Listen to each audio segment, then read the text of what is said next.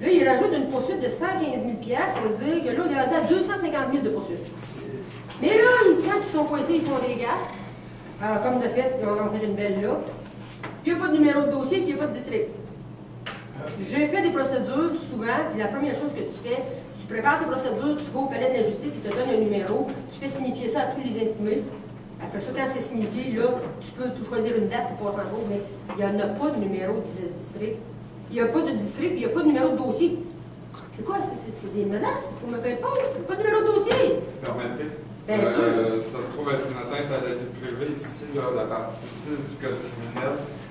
Laissez-moi vous lire une définition qui va intéresser autant Jacques-Antoine Normandin. Quel article? L'article 183 du Code criminel, on met la définition de avocat. Avocat dans la province de Québec, un avocat ou un notaire, et dans les autres provinces, un barrister ou soliciteur. Donc un notaire a les pouvoirs d'avocat. Ensuite, pour ce qui est de ce que madame ici, l'agent de l'État, donc dans ce cas-là, le huissier, peut, au moyen de dispositifs électroniques, électromagnétiques, acoustiques, mécaniques ou autres, intercepter une communication privée. Puis là, on parle de tous les contrats du monde, là, que j'imagine que vous n'avez pas transmis à ce huissier-là, c'est bien ça? Non, c'est lui qui nous porte ça. Donc, ça s'applique. C'est la fédération, la régie de la fédération. L'auteur de la communication, dans ce cas-là, Mme Prince, ou la personne à laquelle celui-ci la destine, a consenti à l'interception. Comme Jacques-Antoine Normandin a demandé à la GRC d'écouter sa ligne. Il consent.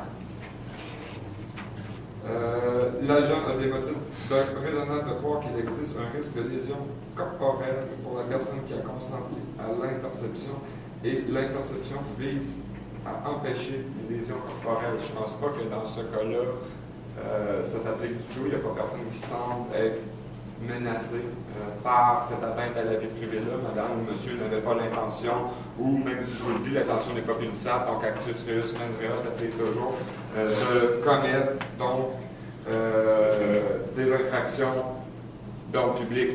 Fait que ça va déposer cette preuve-là en vertu de atteinte à la vie privée, donc article 183 des accusations contre M. le huissier qui va être responsable de ces actes. Et la deuxième chose que je voulais vous montrer, Québec, ministère de la Justice, facture. Il n'y a que les compagnies qui facturent.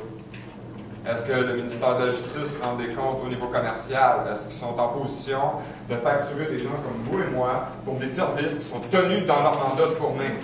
Comme par exemple, je vous donne un exemple, là, repiquage de CD à 30 sous la minute. Moi, ils ont fait durer un procès pendant 6 mois. La facture, c'était de 185 $, que j'ai généreusement offert de payer, juste pour pas que je l'aie.